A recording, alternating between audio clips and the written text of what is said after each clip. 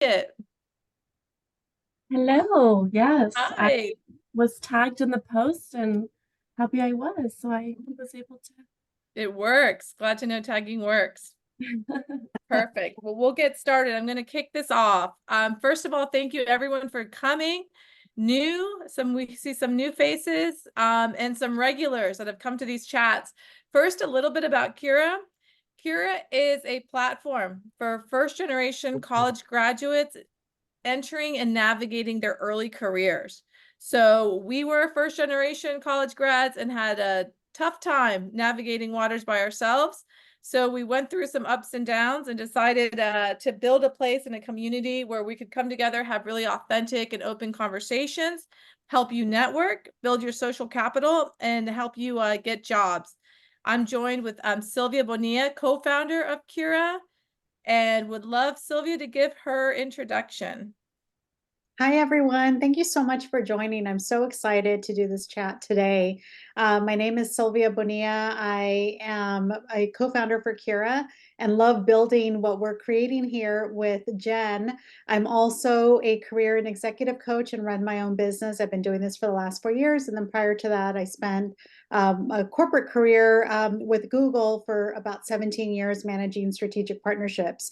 So I've navigated a few different spaces, but I'll tell you, in the very beginning, there's a lot I didn't know.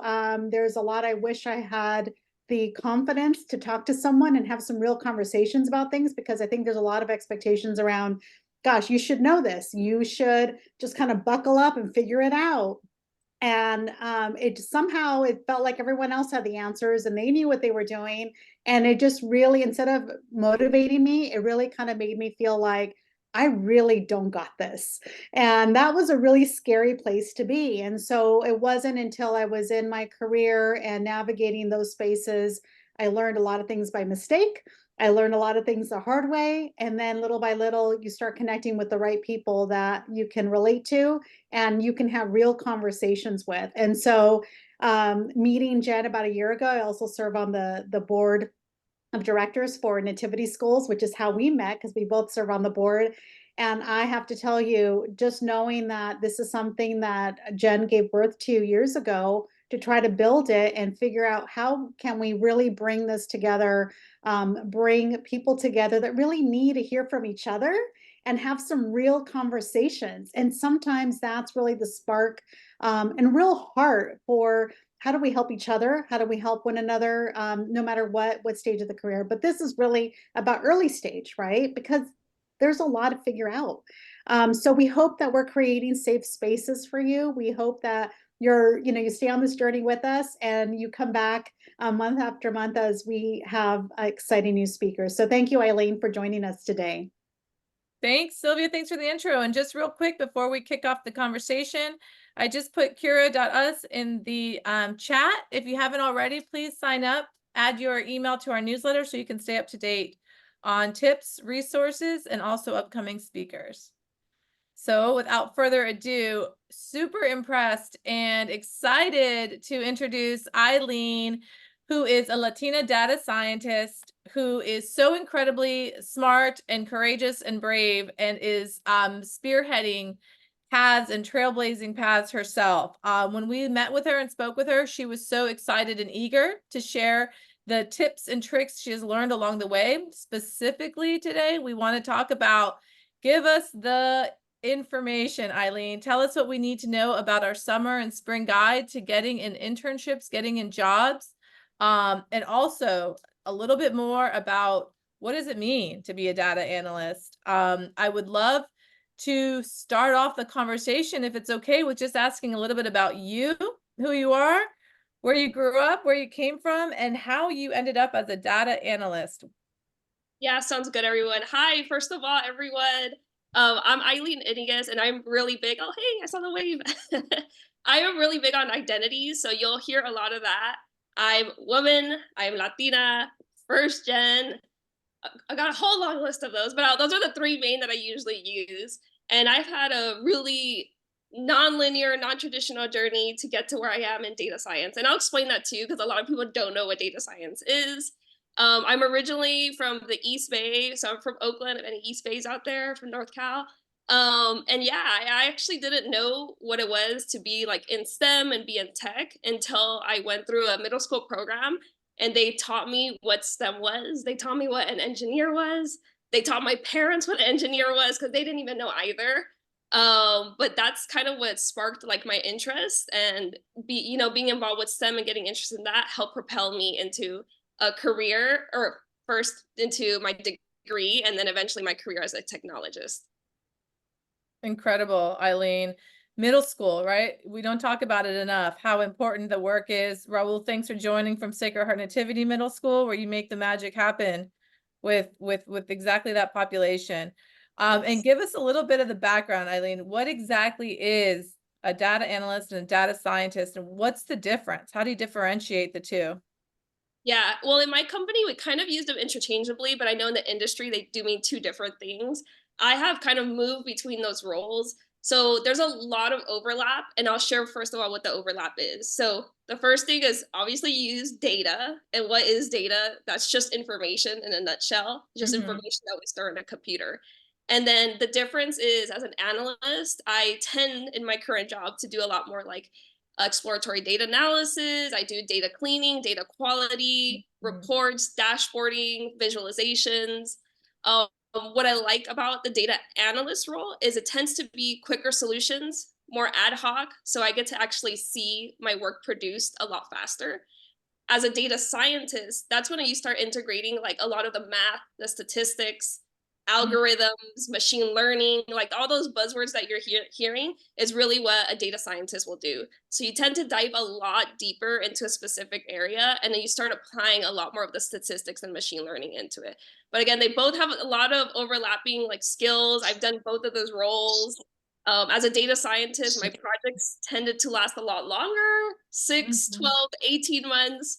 So like I said, I'm kind of fluid between both of those. Incredible. Congratulations. And can you tell us a little bit about your path from college to career? What did you study in your undergraduate? Did you know that you wanted to study data science? Yeah, so data science, that term is still pretty new to me, if I'm being very honest. As I mentioned, I knew I wanted to go into STEM. I thought I was going to go into engineering because that's what I had learned in middle school. I took every engineering class that my high school offered. There weren't many, there were like 3, but I took them all. So I thought I was going to go into engineering. And then I did go attend UC Berkeley. When I got there, I kind of learned the hard way. I was like, okay, well, maybe I had counselors tell me that it was kind of too late already, that I should have started engineering like my first semester. And I was like, well, I didn't know, right? Nobody told me, nobody prepped me. So I went into a general college that's called Letters and Science. And I was trying to think, okay, well, what STEM majors can I pursue that are in letters and science? So typically like computer science fell into that, and then math. Those were really the only 2 that were offered for that college at that time. So kind of thinking about it, I was like, we're going to do a math. Math seems interesting. I was like, I'm good at math, honestly. That's kind of why the route that I went to. And I figured later down in life, I can use math in any other like degree and area, which is absolutely true. There are people who are lawyers with math degrees. There are people who are doctors with math degrees. So I feel like if you're kind of confused in the STEM world, it is a very solid foundation to go into a math route. I ended up, I just wanted to add, no, I'm sorry. Go ahead, Eileen. Go ahead. yeah, no worries. That I ended up pursuing math, but I did end up having a concentration. So that I had a math, which was like very theoretical, pure, and the concentration allowed me to really find a specific area that was interesting to me. And that area was industrial engineering and operations research. So without knowing, that was actually the start into like this whole world of data science and optimization. I love that. And I just love what you're saying. Like sometimes the path is not lit up entirely for you. I would say 100% of the time it's not. But the pursuit and the practice of following your interests, following your gifts and what you're naturally good at has led from one thing to the next, is what I'm hearing from you. Yeah, absolutely. And along the way, I was still taking a lot of like additional engineering, electrical engineering courses, computer science courses. I was still involved with clubs related to like the engineering computer sciences, because I wasn't exactly sure what I wanted to do. A Mhm. lot of people with math degrees are kind of pushed to be like professors, go into academia. And I knew I wanted to be like more hands-on and applied. So I was making sure that I was taking all these extracurriculars to build up that skill set. I Mm. love what you shared. There's a couple things that I'm taking away from what you just described. One is someone, and early in your kind of figuring this out in your journey, said it's too late. Yeah. So one, I'd love to hear a little bit more about how you navigated that. And two, it was kind of a follow-up question, but now you just kind of answered my question. But I love that you said, okay, I still know I'm interested in these other spaces. Let me get involved in those extracurricular activities so that I can be in those circles and kind of feel this out and continue to nurture that part. So are they related? The it's too late story, is that related to let me find my own way? My first instinct says no, because I think naturally I'm a curious person. But actually, now looking back, probably yes. I don't think I would have forced myself to be involved in those other spaces if it weren't for being told that I couldn't get into the College of Engineering. And it wasn't, what's crazy is I wasn't that late. It was like my second semester of my freshman year. But then I go to this counselor and they're like, yeah, you should have had already taken these prerequisites in high school. Right? It's like, well, how am I supposed to know that? So you got to work with like what you're given. I was frustrated, I was upset, but I was like, there's different ways to still pursue my like passions of engineering without having that formal engineering degree. Love that. Thank you. Thanks, Eileen. That makes a lot of sense. And tell us now about your current position, what you do, and what else you do besides what's on the job description. Yeah, absolutely. So like I shared, I'm in a really interesting, exciting space in the world of machine learning and optimization. So what that looks like is I use a lot of programming, primarily as data scientists, we use R Python. I use a lot of math, and I collaborate a lot with our business units. So what typically happens on a day-to-day is I'll get presented with the business this problem. I'll give you all an actual example because sometimes it's easier to understand, where I supported a business unit of geologists. And they were like, well, we want to understand how our rocks are characterized and classified. And that's important because the industry I'm in, when we drill wells, the more accurate we have rock classifications, the better we'll know like how deep to drill our wells in, how long to drill it for. So having proper rock classifications is really, really important to the people that I supported. Again, it's like so random. A lot of people wouldn't recognize that you can use machine learning in these spaces. So I would normally work with the business to like frame the problem, frame what is it that they're trying to get out of it. And then I would collect their data, do a lot of ETL, which is extract, transform, and load, a lot of processing and cleaning of the data. As a data scientist, about 60 to 80% of my work is just data associated, just data wrangling. And then I run through different types of like simulations, you could say, using different algorithms. And then depending on the output, I present those outputs to my business and say, here are the multiple solutions, which one works best for your needs. So that's what I do as a day job. I also want to add that I do a lot outside of work too. I'm really involved with like the diversity inclusion efforts that my company has to offer, and then outside of my company as well. So I'm on our employee network. Other companies call them employee resource groups, or there's all different names for them, BRGs. I started off at a local level. So I used to live in Houston, Texas. I started off there like at a small chapter. And then just this year, I got into the position of chair. So now I oversee 23 chapters globally. And that really, for me, is like, that's really what excites me. Like, yeah, the technology is fun, but working with people and working with like our Latinx community and our Latinx employees is something that like really drives me. And honestly is the reason why I wake up every day. I'm like, I'm so excited to work with my community and have them like integrated into my job as well. That's so fun. That's such a good point. How did you actually get this job? Was it through sending your resume? Was it through networking? Yeah, so okay, well, we'll go back because I kind of want to share a little bit about my internship experience as well. So that to me was like my first job. As an intern, I did the cold apply way of just sending out my resume and seeing what sticks, right? And I think looking at today's job market, it is tough. We Mhm. probably are all aware there's been a ton of layoffs, and cold like messaging, cold applications, they do still work, but honestly, they are very, very, very hard. You have very slim chances.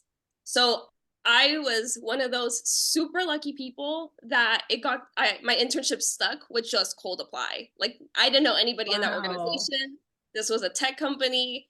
So I call that luck. I honestly do. But when I then went on to full time, and I knew I wanted to be in a more technical role, because at that tech company I was doing HR work, and I wanted to go and use my math degree somewhere, and I was looking for companies. It was a whole another ballpark. So Hmm. that is when I leveraged my network. So the job that I have today is 100% the reason I got this through my network. The job.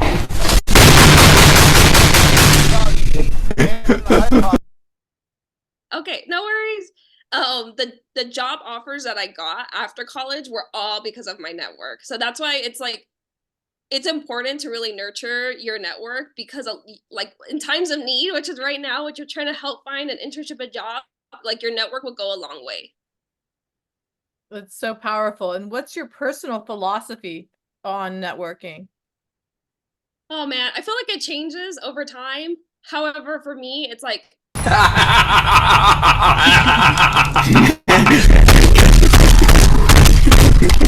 Consume the remains of the dead to regain your humanity. Yeah, Gas inbound.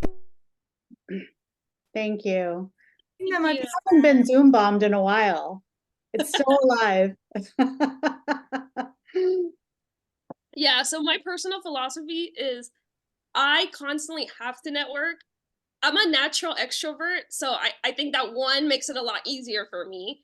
But I noticed that when COVID hit and we were all in our houses more, like I lost a lot of the networking skills. So Mhm. I now looking back, I'm like, oh, in COVID, I should have just like forced myself a little bit more so I don't have to relearn all of these skills again. So I'm like a big proponent of like you putting time on your calendar, because we forget, we're all busy, like putting time on your calendar to actually go and network, to go and like every quarter follow up with the people who you met at this event, just update them on how it's going. Like if it's not on my personal calendar, it's not going to happen, and I feel like that's very common, and with students too, and you grads, we just have so much going on. I love that, the intentionality of it. Yeah, that's such a big thing. So how did you change your networking approach? I know you said it kind of dropped off during COVID. What were the big changes once you started kind of getting back into it, and what would you do differently? Yeah. So for me, networking in person is a lot easier than virtual, and I know that's not the case for a lot of people. So as soon as kind of doors were open, I was like, yes, like pushing people through, like let me in network in person. I love it, because that's how I know I work best. But I like you said, I did kind of have to pivot to it. I had to learn how to network virtually. And there were a lot of people who were doing this. I know the virtual one can be awkward. You're just like kind of sitting there. But again, like you said, the intentionality, like I knew I had to be in these spaces. I used them as practice. When I went into the space, I was making sure like my video was on, if I could, of course. I made sure like I had my name there. If it were a virtual career fair, which I'm going to talk about in detail as well, because there are virtual career fairs, I made sure that I went above and beyond to like that my profile was up to date, that my resume was attached there, that my header said Aileen Iniguez, data scientist, Aileen Iniguez, mechanical engineering student, right? So that maybe if my video were off for whatever reason, my header always floated and people knew like I was still there and present. You can use the chat, the emotions, the reactions, like all of those still tell people on that call virtually that you're engaged with them. Eileen, I just want to say and share with the group here. So I met you at a networking event, and we were doing a speed networking thing, and we only had a few minutes with each other. And I learned so much from Eileen, and she made such a big impression because there were two things I learned from Eileen. One is in person, was an incredible business card, by the way, which I know a lot of people don't give, but Yeah. what was really unique about what Aileen did was she had a QR code for a resume on the back. Genius. Wow. So anytime you meet someone, they're able to learn more about you rather than going on LinkedIn, which is not your full resume. So they Mhm. can do that too, but the resume. But the other thing that you just said, you kind of blew our minds because when we had a call to prep with you, you shared that for virtual networking to have your name and maybe the job you're seeking or what you want to specialize in. And I thought, what a genius way to actively kind of show up in a virtual setting, which no one had talked about that before. So thank you so much for bringing that up today because I think that's a tip we can all walk away with that is really powerful. Yeah, just to add a couple of those tips also, Mhm. again, the business cards, a lot of people don't like them. I like them. If you do get a business card, like I said, the tip that my sister gave me this tip. So she Mhm. said, I got this business card, I kid you not, when I graduated college. All it says is my first last name, my phone number, which has been the same since I was like in middle school, my Mhm. email, the same since I've been in middle school. That's it. It doesn't even have my title because titles change, job Mhm. companies change. So it's like you keep it as generic as you can. And then, so I've used the same set of business cards also because I'm a little bit frugal, right? So it's like, well, why do I have to keep getting a new business card each time? Just get your standard set. And in the back, like you mentioned, I got a regular sticker. It wasn't even fancy, like a regular sticker with a QR code, and it had my resume on there. So that way, I only have to put a sticker on like 10 at a time. And then when I change my resume, you just re update it with like the blank ones. That has been super game changer. Also, I always carry a copy of my resume, either physically or a digital copy. So, Mhm. in a lot of these spaces, especially when you're looking for a job, they have like a talent, what do they call them? They're like, oh, there's like a talent form. So you go and you submit that like you're interested in the company and they put your resume into a database. So it's important to have a digital up to date copy of your resume on your phone, like in the files all the time, because if you go into these spaces, they're going to ask you all the time, like, where's your resume? And then you just have it on your phone and you can upload it. You don't have to be like looking all over Google Drive and everything. It's just there and ready. Hmm. Great I, tip. Eileen, I wrote down in my notes from our pre-call about your always on approach to networking, that it's not just when you're looking for a job, but just to keep out there, seeing what the job opportunities are like, building your network when you don't need the network. Yeah. Can you tell us a little bit more about that? How did you learn to do that, and how has it been helpful for you? Yeah, so like I kind of shared, I think naturally because I'm an extrovert, I maybe just naturally am always on, but I didn't realize the importance of it until like later in my career. So Mhm. it's true. I have that philosophy of like always being on. Like that doesn't mean that every single second you're just like intensely on your phone and like intensely smiling. That just means like when you're in a different space that maybe you're uncomfortable, like acknowledge that it's uncomfortable and you're just like, okay, I can meet one new person today. Like that's all it takes, Mhm. right? Also like you meet people at such random spaces. So one of the tips that I give students, primarily students all the time who are going to conferences and career fairs, is that your networking starts like the moment you're on the plane. It's Mhm. not the moment that like career fair opens, it's not the first day of the conference. It's the moment you're on the plane, networking starts. Mhm. Because for all you know, there's a recruiter sitting right next to you. You can use that same thing like when you're navigating these networking spaces, if you're navigating career fair at your school, if you're going to like a community event, like in your car, just to tell yourself this is uncomfortable. We all are awkward when it's networking, but like you could meet somebody there who Mhm. later down, maybe not now has a job, but later down the line has a job for you. Or not even a job. Maybe you're looking for a mentor and you go somewhere and you're like, "Oh, I'm really looking for a data science mentor in the, medical industry." For all you know, they could be like right next to me. So like that's why it's super important to always be networking. Mhm. I love what you just said about actively seeking mentors because Mhm. I think a lot of us have either we have mentorship because it came naturally and so then you form that kind of mentor relationship, but I still hear a lot of people being uncomfortable asking for it. So Yeah. can you share any tips on how to do that? Yeah, it's super uncomfortable. For full transparency, growing up, I didn't have mentors. Mhm. I think like many people on the call, we just kind of winged it. I honestly didn't know what like the difference between a mentor was, a sponsor, a coach, a friend. I thought they were all the same thing. I just didn't know. Again, now that I'm going through a journey in like a professional career, I'm realizing that there is a difference. I Mhm. also look back and realize that a lot of the people who were guiding me were my mentors without me knowing it.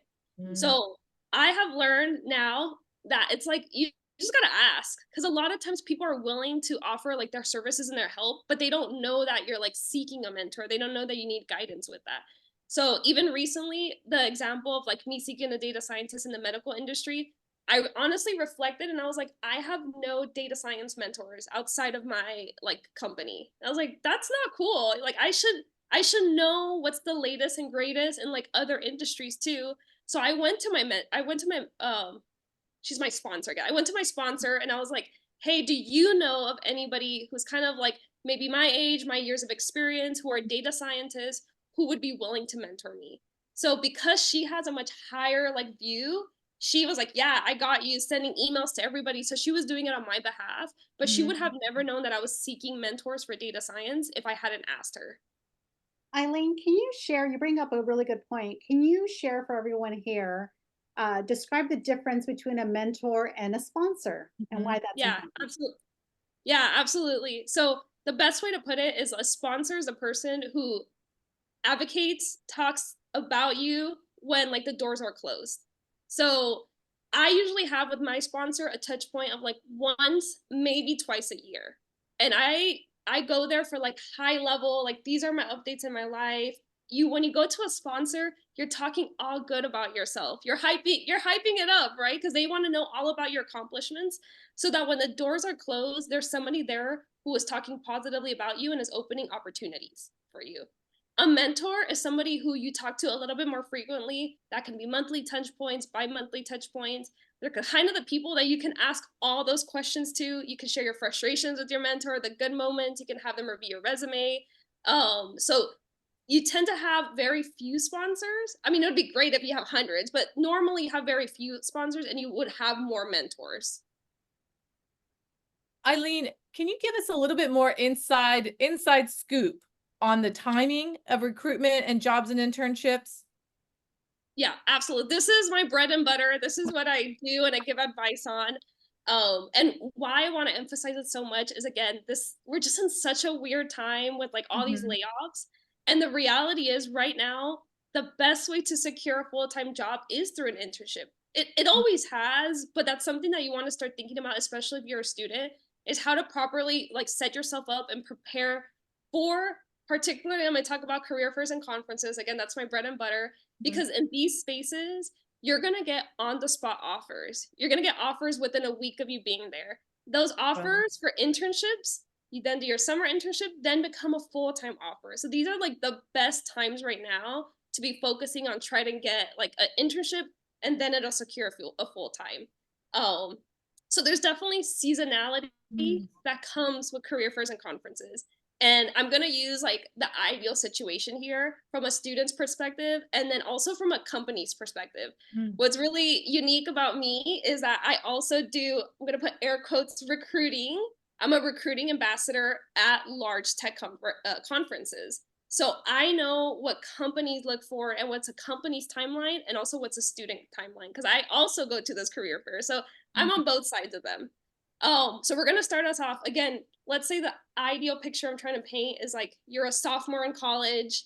You're thinking like, okay, maybe I want to start getting a internship like my next summer. So in the spring, what you should be doing, which is now, you should be Mhm. looking at what conferences and career fairs are taking place. Normally, the big conferences are in the fall. So you already want to start thinking about that in the spring. And I'm gonna look at my notes now because I took a lot of notes on this because this is where I'm really excited. So, in the spring and kind of in the summer is when you should start working on your resume. You should start working on your elevator pitch. And you should start identifying which conference you want to go to. Oh, and you should start working on your LinkedIn. Mm. Again, you might think this is 6 months out. but you want to get this done now so that you don't have to think about it, because when you're at a conference, these huge conferences that are like thousands of people, it is game mode, okay? Mm. And I'm telling you, because I have successfully coached and I have successfully mentored people who have secured jobs in these spaces. And a lot of times they come to me and it's like, if you hadn't prepped me for this, I would have been a fish out of water, because they are so overwhelming. And actually not even students, people who are like my peers and my age also go and they're just like, this was so overwhelming. So I'm giving you all the details here. So again, the spring and kind of summer resume, elevator pitch, LinkedIn, and you want to understand which conference you want to go to. The conferences for students, they actually not just for students, also for like new grads and industry professionals, you can get scholarships for these as well. So that's a good thing, because I know funding for these are expensive. So start looking at a lot of the big companies, Google, Amazon, Microsoft, they do provide funding for people who identify as like a person of color, or as a woman. They might have separate scholarships for like women. The conferences themselves also have scholarships to help pay for that registration. And companies. So a lot of companies have their own scholarship to help fund students to get to these conferences. So that's why it's really important for you to start doing this early in the spring, so you could get the first cycle of scholarships that are available. Okay, now from the employer and the company's perspective, we start planning for the fall career fairs also like really in advance. So pretty much like in my company and many other companies, we know which career fairs we're going to go to by this time of year. Okay, and by this time of year, we also know what is the accurate head count on the number of people that we can provide internship and full-time offers to for like next year. So we already have the numbers for next year in advance. Wow. Okay. Yeah, Okay, this so is I like just want to months. clarify. Go ahead. Thank you. This is great. I just want to clarify. So by spring, you already have the head count for the coming year. Yep. You already know exactly where your presence is going to be for the fall. Yep. And you are ready with these are the positions, this is how many roles, Yep. everything from a company perspective. Yeah. Okay. Yeah, so they're gonna get filled, and I'm gonna talk about that as I move into the summer. So they will get filled by intern spots first. So, but we're gonna get to that. But yes, thank you for confirming. Okay, so now kind of the summer time frame, a company will have, we're gonna put 2024, a company will have summer 2024 interns. If we know we have 100 internship spots open, our current interns are gonna fill those spots first. Right? So they're going to get converted into another internship or another full-time role. So maybe that 100 count is now 60, because we had 40 interns. Let's just make it easy like that. So now we have 60 openings available. So now when we go to the career fairs, we know we have 60 people we're looking for, and we know exactly we have 10 software engineers, 10 mechanical engineers, 10 whatever. We have all that breakdown. Okay, so now we're moving on to fall. By this time, like I said, hopefully you've secured your funding, you know what conference you're going to go to. It's kind of a game time now, because you've done all your prep. This is execution mode. So in the fall, you want to have those registration dates on your calendar, and you want to be ready to register. The reason why is the big companies, they sell out their tickets within minutes. Wow. Minutes, guys. So I'm gonna give you all the big one for women in tech is Grace Hopper, and I do have questions, so I will get to them as well. So Grace Hopper sells their student ones within like 30 minutes. So if you don't have it on your calendar, and if you're not ready to go, you potentially missed out on the student one. They're still probably like the academic, the professional ones, but they're a lot more expensive. Okay, so that's why we got to have them on the calendars. And a lot of people don't know that, and they come back and I see the messages and they're like, I couldn't register in time, and there's nothing we can do, unfortunately.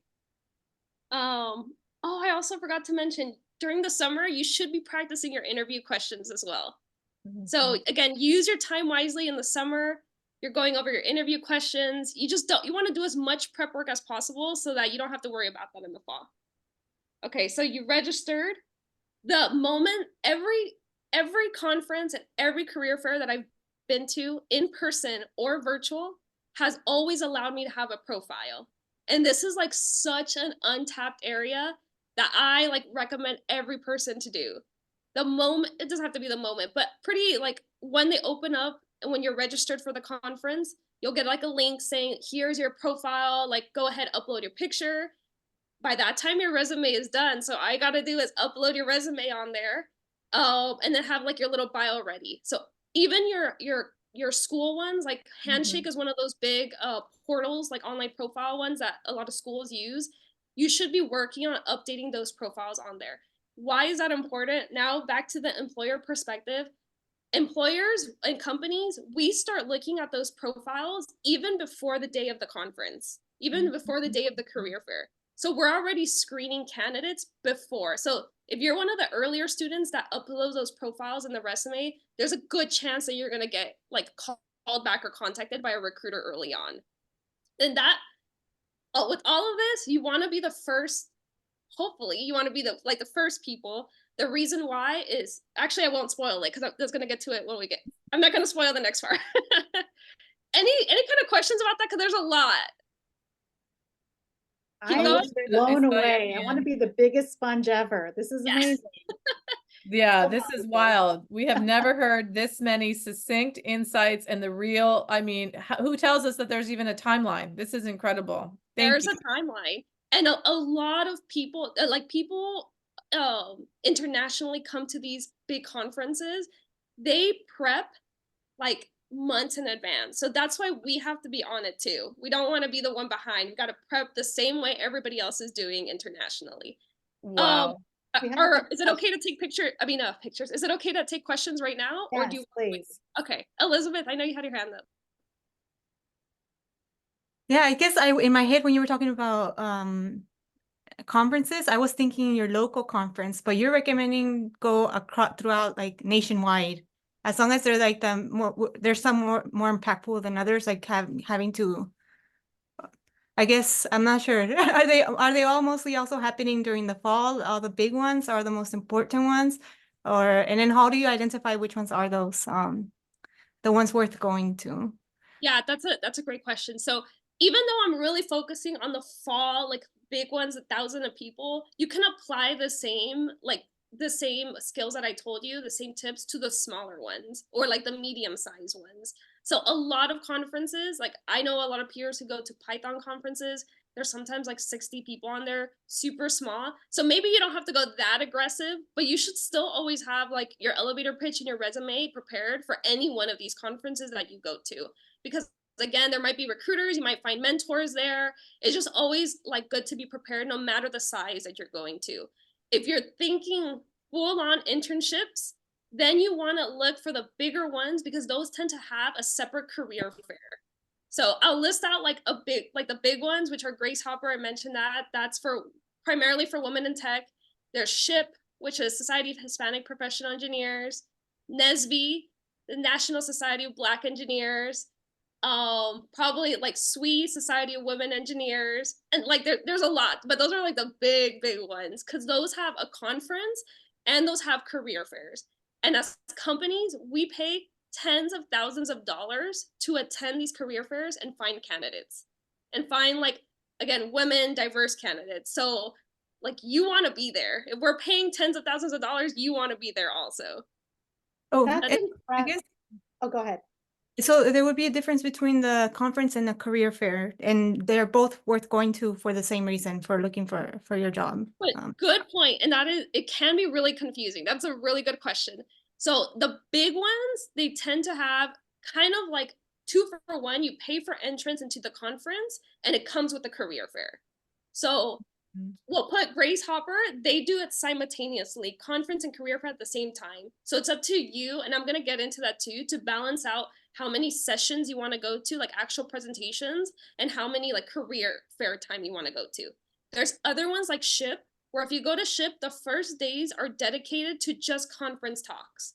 The second, like I think the third and the fourth day are all career fair. So give students the opportunity to go to talks and to go to career fairs.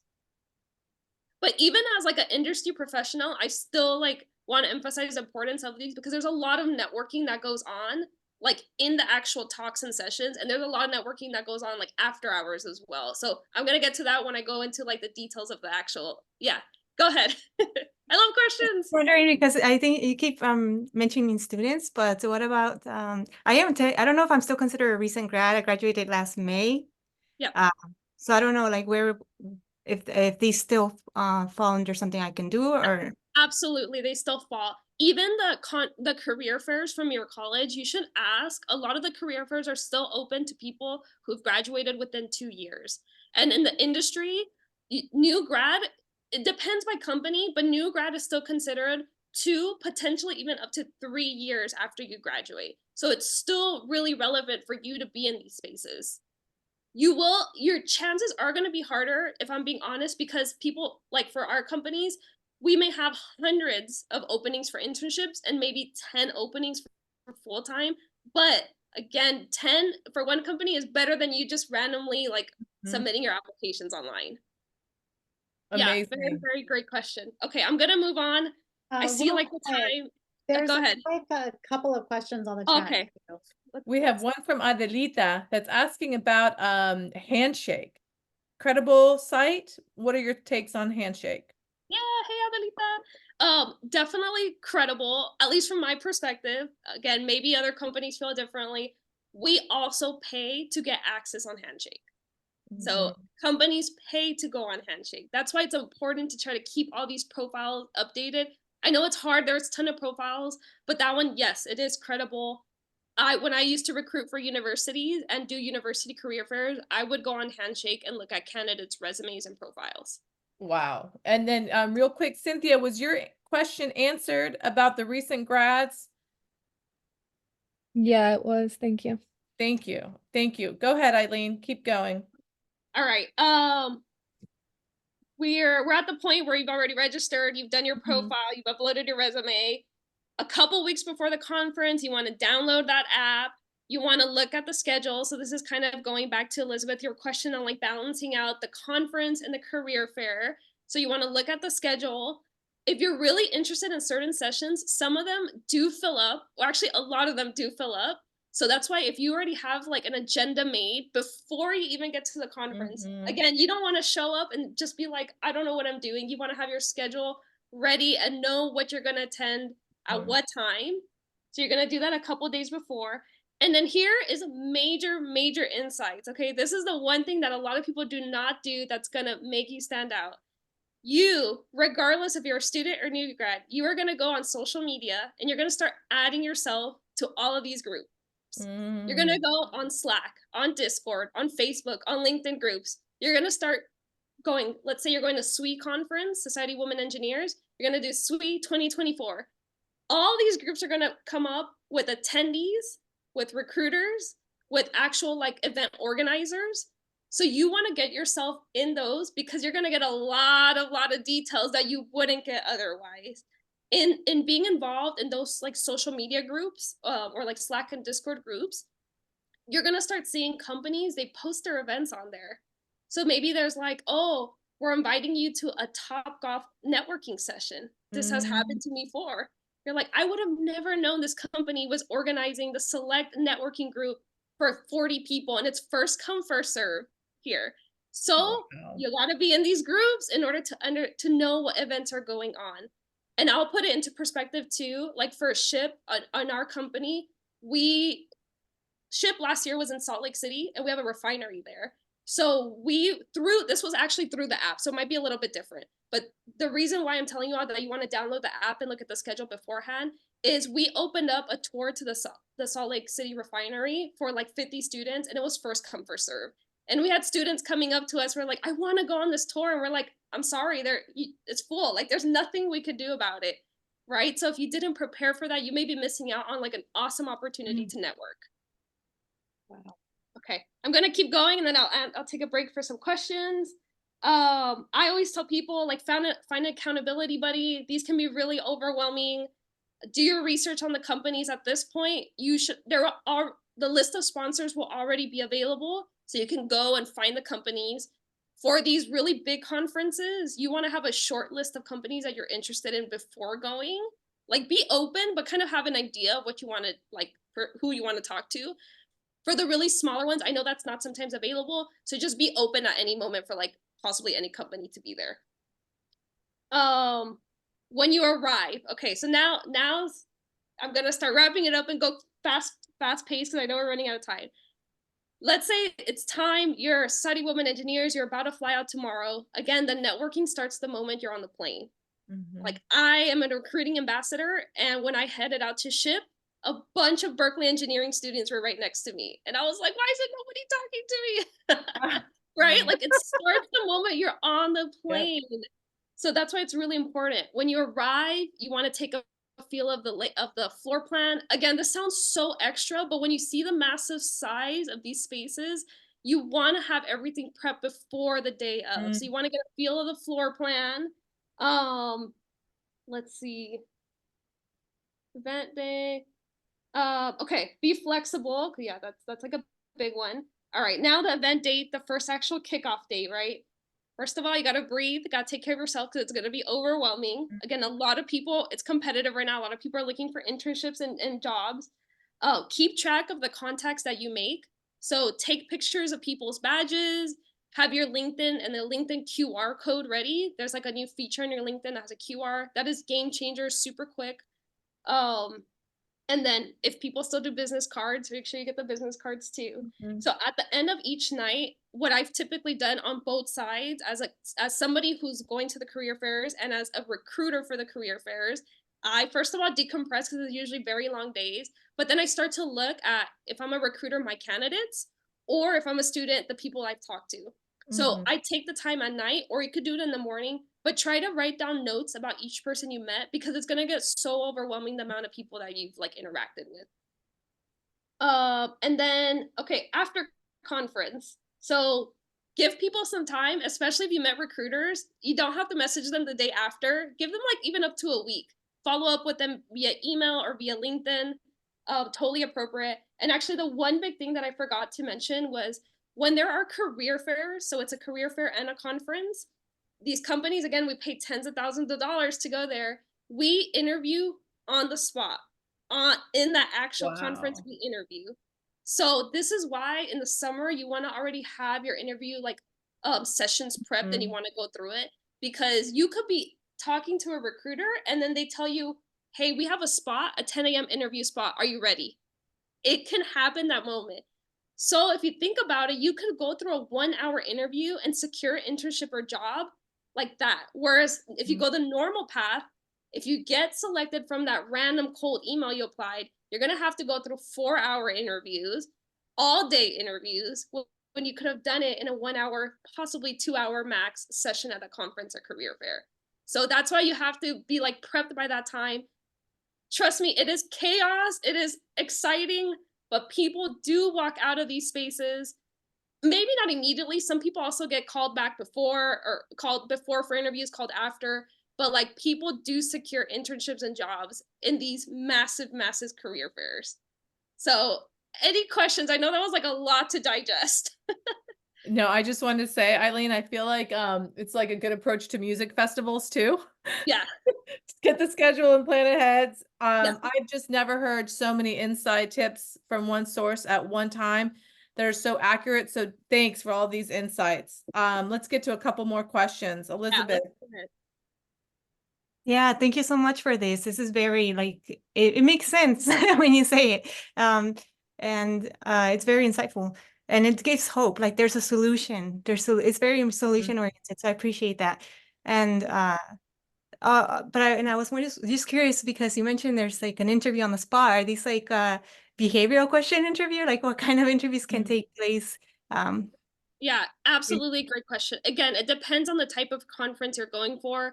We'll use, again, I use the STEM ones because that's what I'm familiar with. So like the STEM conferences, SHIP, SWE, Grace Hopper, Alt, NSBE, if normally when you go into those, you are like a STEM professional, so you will get asked a behavioral and a technical portion. So like if you're on the techie side, make sure you prep, like do your leak code problems, have all that, because those, you are going to be asked those types of questions when you're there.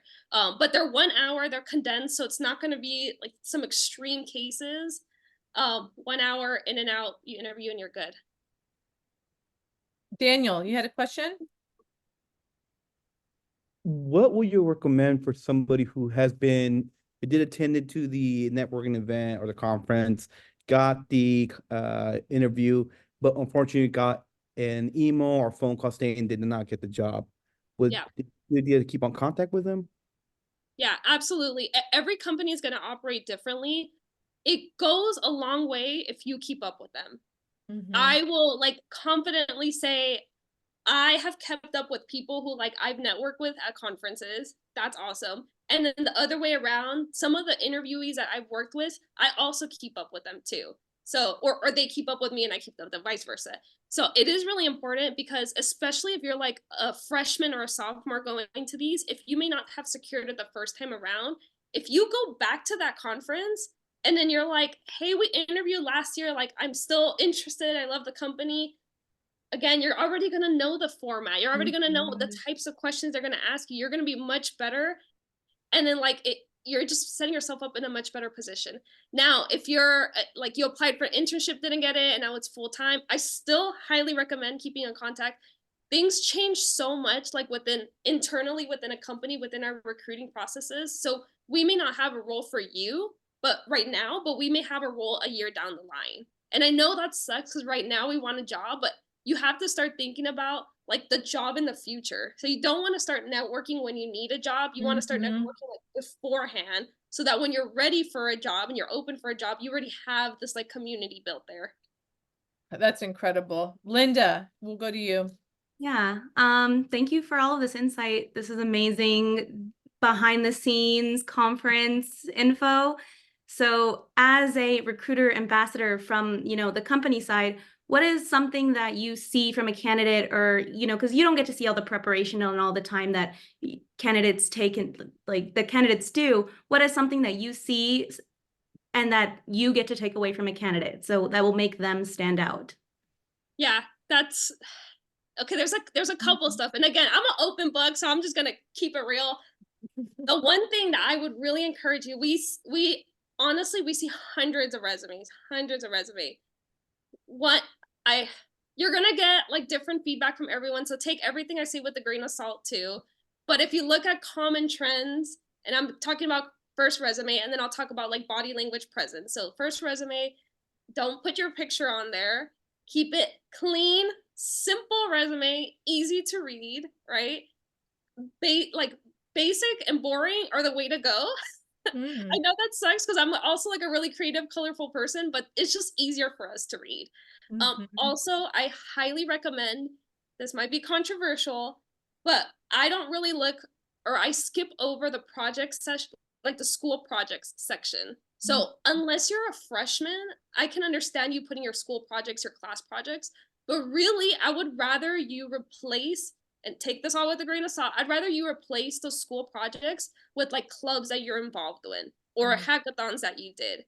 The reason why is probably with the 100 resumes that I've seen in like 2 hours, I want to say like 30% of those have the same project listed.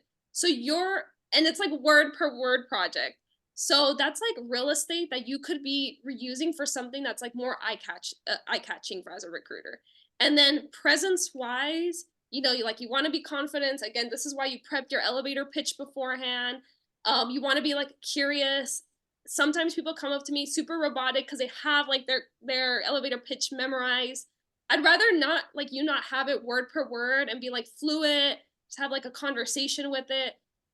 Hopefully by that time you have already done research about the company, and I'd rather you come up to me, hey, I saw on LinkedIn that you all just like acquired this company, like how is that affecting your morale, your reorg, does that affect internships? I'd rather you come ask me that than ask me, well, what type of internships do you have open? Because it's like, well, you could have saw that on our career page.